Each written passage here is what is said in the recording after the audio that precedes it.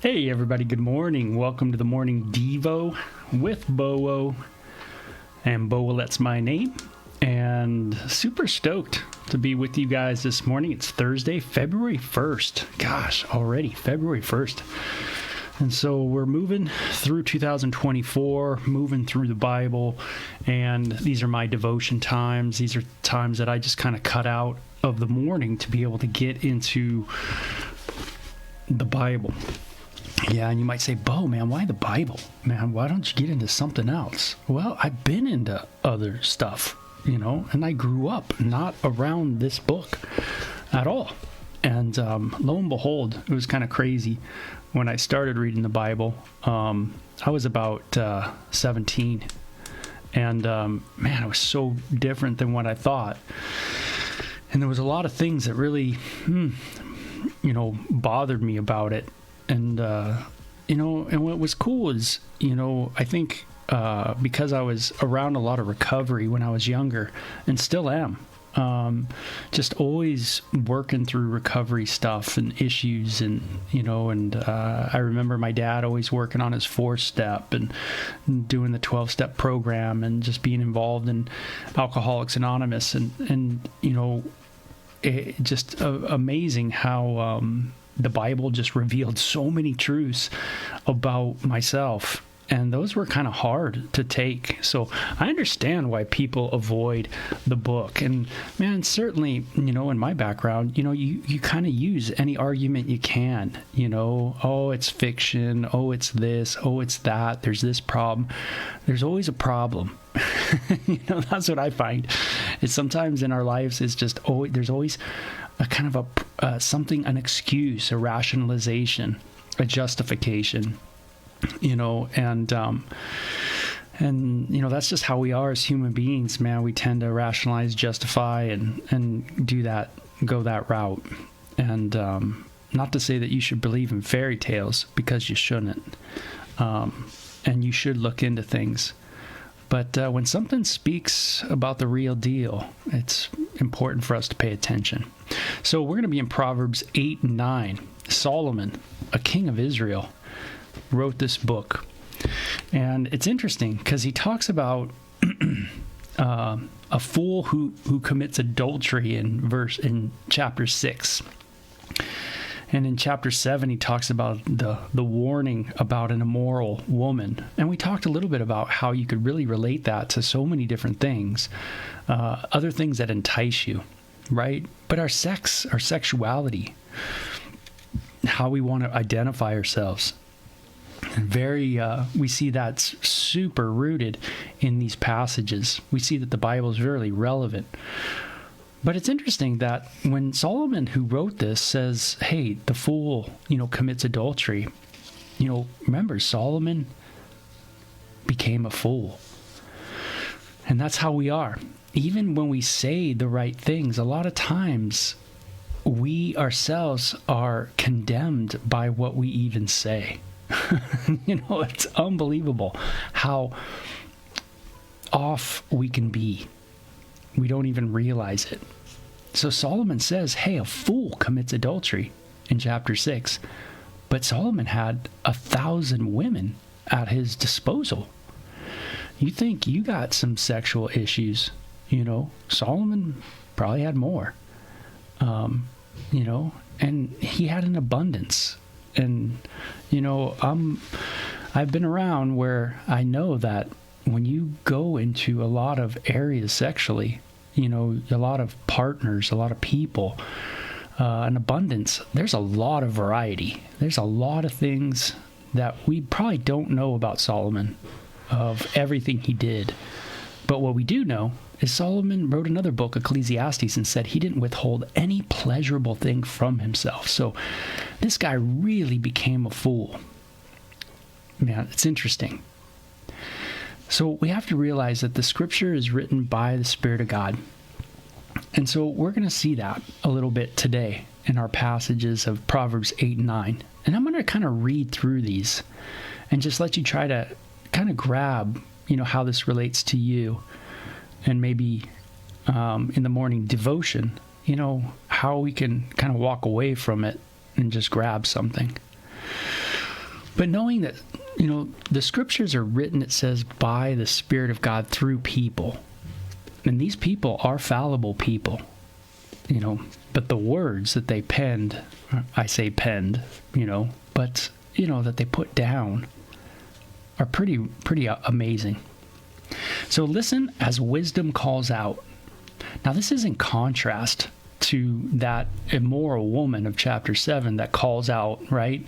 Hey, come over here, you simple-minded, that kind of manipulative, propaganda machine that's always like, yo, here, this marketing campaign, here, come over here, right? Wisdom calls out too. It says, and that's what this is about. It's about wisdom literature. That's what we're reading. Hear and understand, hear as understanding raises her voice. On the hilltop along the road, she takes her stand at the crossroads. It's a she too, So remember, Solomon's talking to his sons, or his son. By the gates at the entrance of the town, on the road leading in, she cries aloud, I call to you, to all of you. I raise my voice to all people. You simple people, use good judgment. You foolish people, show some understanding. So wisdom's calling out. It's saying, yo, hey, use good judgment. You foolish people, show some understanding. Listen to me, for I have important things to tell you. So wisdom's going to tell us something. So wisdom's depicted as a person, right? That's how the writing is. It's this cool kind of story, this like allegorical kind of writing that's taking place. It says, my advice is wholesome. There is nothing devious or crooked in it. My words are plain to anyone with understanding. Hey, am I devious? Is there crookedness in me? Do I find that I have a devious behavior? Is there always something I'm trying to do so that happens and manipulate and this and that and this and that? And that's an underlying one, right? That's the one you want to underline and just go, yeah, do I have that in verse 8? Is there a devious behavior in me? Crooked, I find some crookedness in me. That's the idea of iniquity, if you've heard that term. It means to bend, right? To be bent. What's up, Mike? And so that's a shout out to the golf buddy, Mike. He's a golf pro. No, he's great. Good golfer. And it says, my words are plain to anyone with understanding, clear to those with knowledge. Choose my instruction rather than silver, and knowledge rather than pure gold, for wisdom is far more valuable than rubies. Nothing you desire will compare with it. Right? So now wisdom's likened to rubies, something precious, like jewels, right? Wisdom has already been looked at as like a woman or, a person alongside the road calling out, someone, here, listen to me, the old days where the newspaper came out and the person was on a podium and he's yelling out what the headline is of the day, right? Now it might be a push notification on your phone, right? Some kind of push notification. Yo, listen to wisdom, right? Wouldn't that be cool if we had a push notification every day that just said, it was just pushed to your cell phone and it just said, oh, by the way, you could, hey, pay attention, to the Lord kind of thing. And it says, verse 12, I, wisdom, live together with good judgment.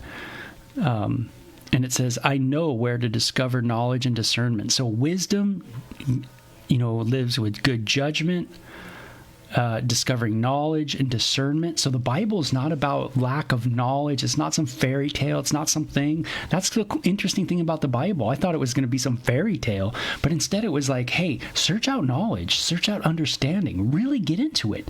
So if you're into science, we'll get into it. Where's it going to lead you?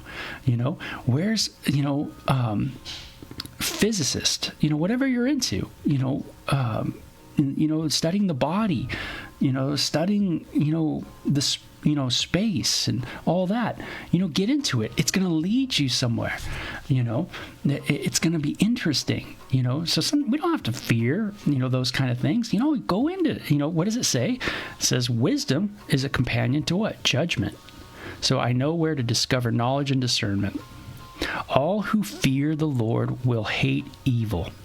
Therefore, I hate pride and arrogance, corruption, and perverse speech. So obviously Solomon didn't fear the Lord that well because he really went the wrong way. And you know what?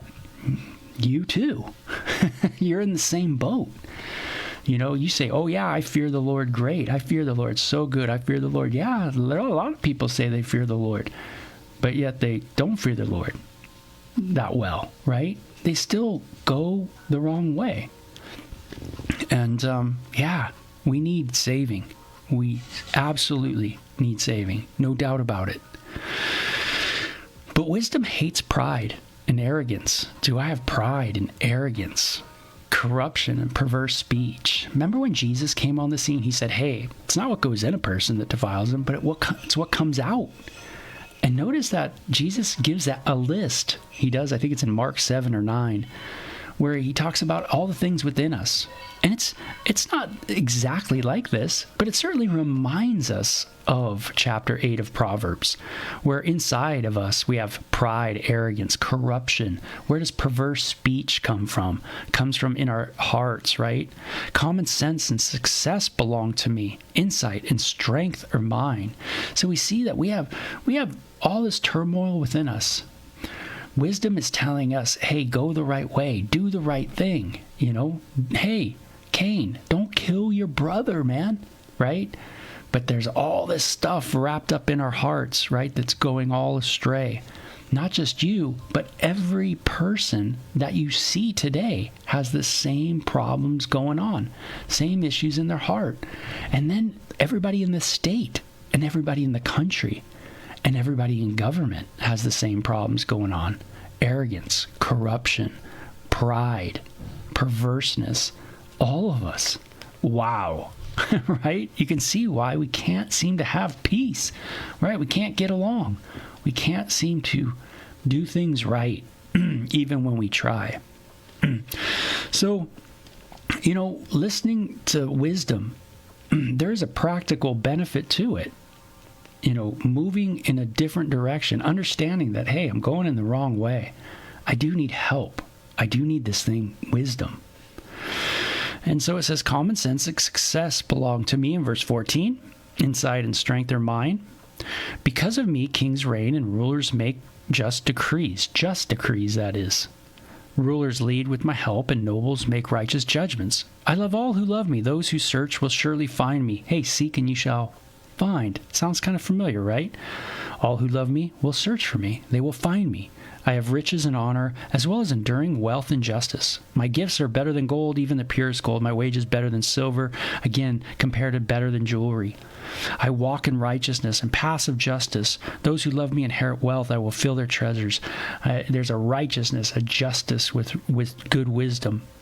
It says, the Lord formed me from the beginning, before he created anything else. I was appointed in ages past, at the very first, before the earth began. I was born before the oceans were created, before the springs bubbled forth their waters, before the mountains were formed, before the hills. I was born. Kind of cool, the preeminence of wisdom.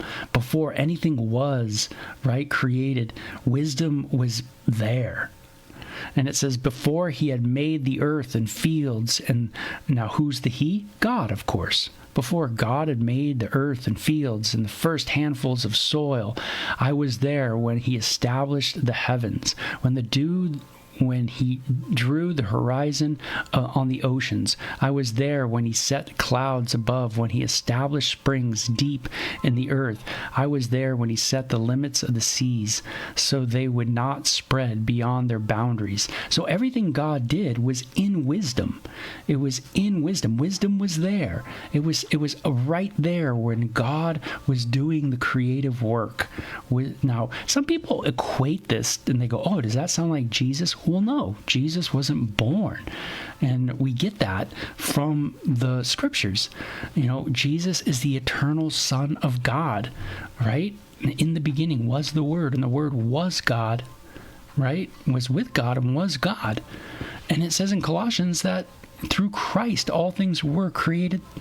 And in John, the Gospel of John says everything that was created was made through Christ. So sometimes people jump and say, oh, that sounds a lot like Jesus. Well, no, it's talking about wisdom.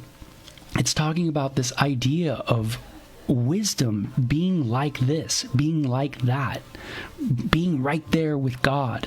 That's how important it is. That's how crucial it is, that even when you're creating, we as humans need to create from what? From wisdom. It's got to be there with us. If it's not, then what's going to happen if we don't even create from wisdom? Yeah, something's going to happen, and it's not going to be that great. So it talks about in verse 27, I was there when he established the heavens, when drew the horizon on the oceans. I was there when he set the clouds above, when he established springs deep in the earth. I was there when he sets the limits of the seas and would not spread beyond their boundaries, and when he marked off the earth's foundation. I was the architect at his side. That's cool. I was the architect at his side, that wisdom. And I like that word architect too. There's some cool things with that. I was his constant delight, rejoicing always in his presence. And how happy I was with the world he created, how I rejoiced with the human family. Now, this certainly, you could see how Jesus could be linked to this chapter. And maybe, there's some very cool things there to look into.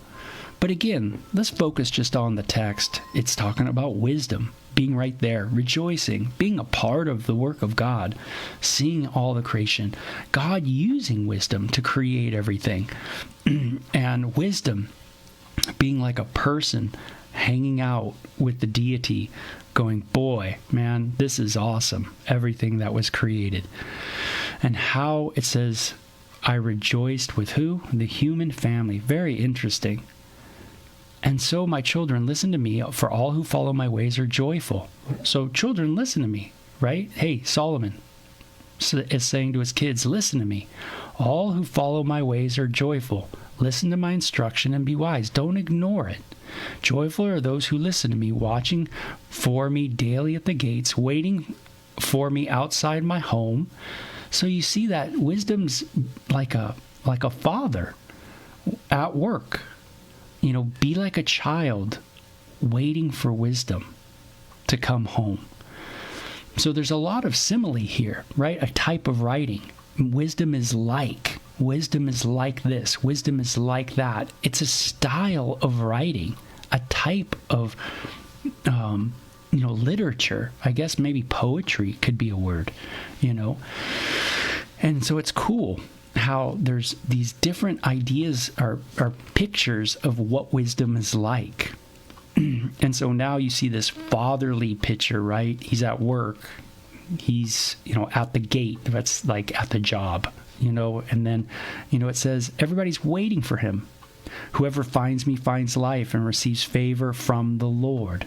Okay. So we see that the Lord is separate from this idea of wisdom, meaning a separate person in these analogies.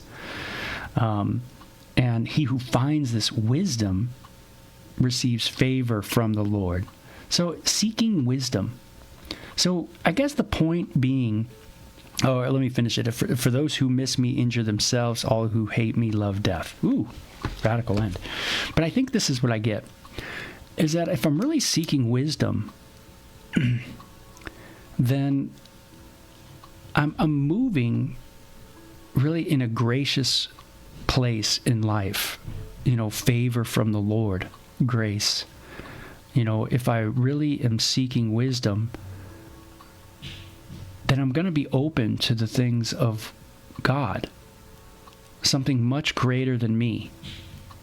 Something much more knowledgeable than me, a person who's much more knowledgeable in me. It's like when you go to university. I mean, if you walked into a classroom and you had no respect for your professor, just literally none, right?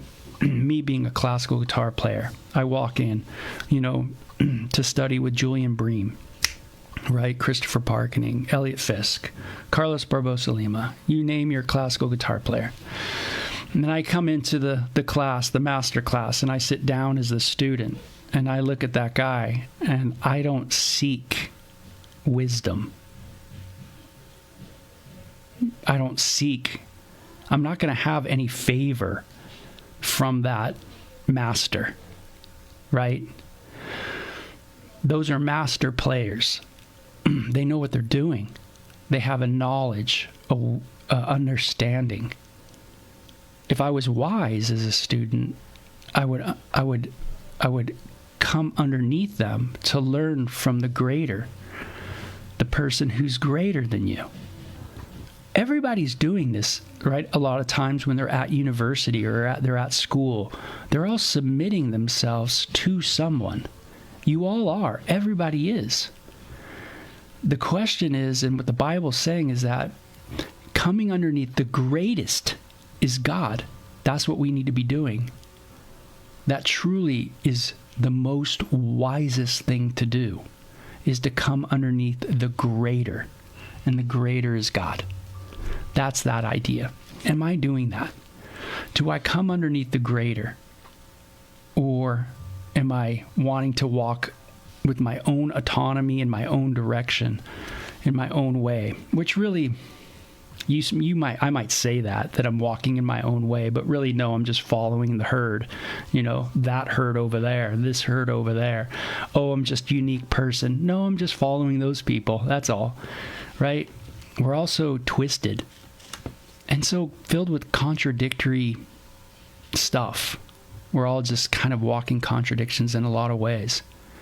But the Bible's saying wisdom is so awesome. It's like that beautiful thing. It's like that wonderful person. It's like that architect who puts things together. It's like a creation. It's like a painter. It's like all this. It's like the master. It's the greatest. So seek it. So you see this continue in chapter 9, and I'll just read it. Wisdom has built her house. She has carved its 7 columns. A builder, right? Wisdom is like a builder. She has prepared a great banquet, mixed the wines, and set the table. Oh, there's that wine again. She has sent her servants to invite everyone to come. She calls out from the heights overlooking the city. Come in with me, she urges the simple. To those who lack good judgment, she says. So it's interesting. And the reason why I want to read this chapter is because just as the immoral woman cries out, notice that wisdom also calls out from the heights overlooking the city. Interesting. Very similar to chapter 7, right? But instead of being an immoral woman, now it's wisdom calling out.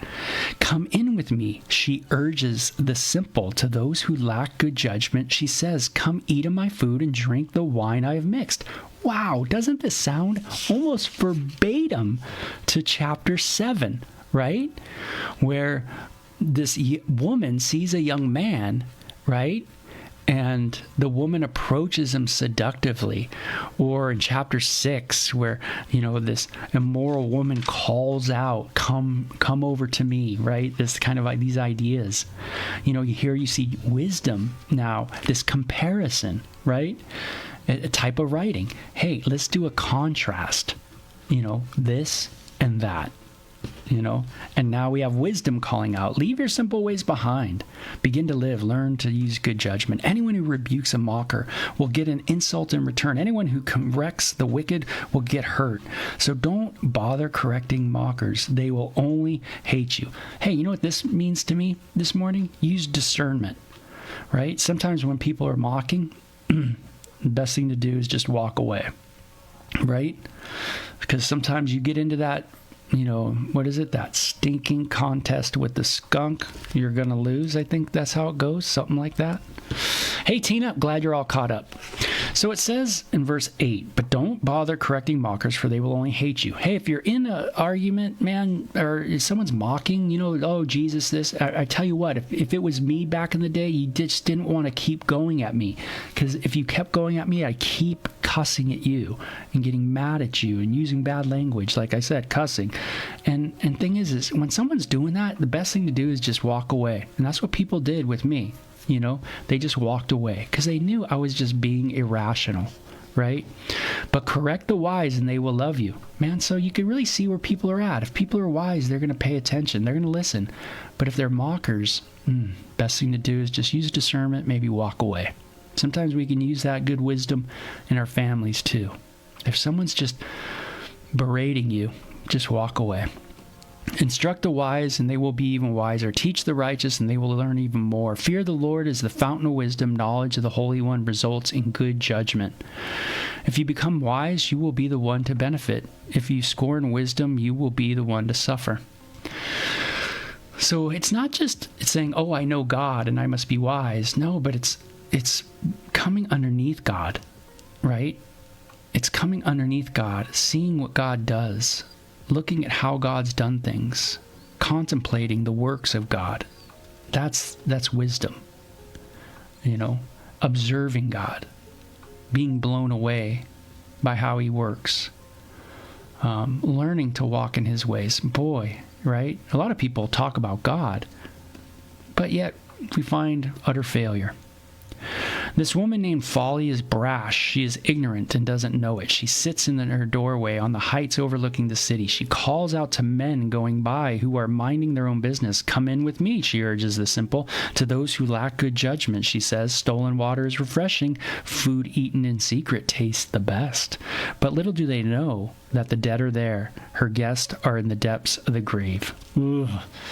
Here we see again in the same chapter the contrast. Wisdom calls out, the woman calls out, right? And so Solomon's got his children, his son, and he's saying, hey, there's different things that are going to want your ear, want your eyes, that are going to want your mouth, want your body, all kinds of things. Pay attention to what the sources are. So that's a good thing for me this morning, right? What are the sources that are calling to me, and where am I going?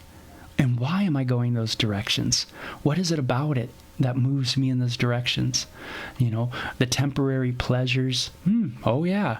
Those are real, instead of the persevering, where wisdom would say, persevere, learn to surrender, learn to submit, right? Learn to go through the discipline that's needed, right? Instead, I avoid that for the quick fix. All kinds of things to think about, to discern, but the big ones, what am I listening to, right? What's pulling me? Man, that's amazing. So true, so real, so in depth to the heart, man. Love the Bible. Good stuff. Hey, that was an awesome, fun Devo of 2 chapters. Hope you guys have a wonderful day. Proverbs 8 and 9 in the books. And you'll see there'll be a little bit of a change as we get going in the Proverbs too. Little change of focus, if you will. So parents to the kids, that's what these words are about, especially at the beginning of the book of Proverbs, book of wisdom. You guys take care, okay? Have a great day. Enjoy your Thursday. Bye-bye.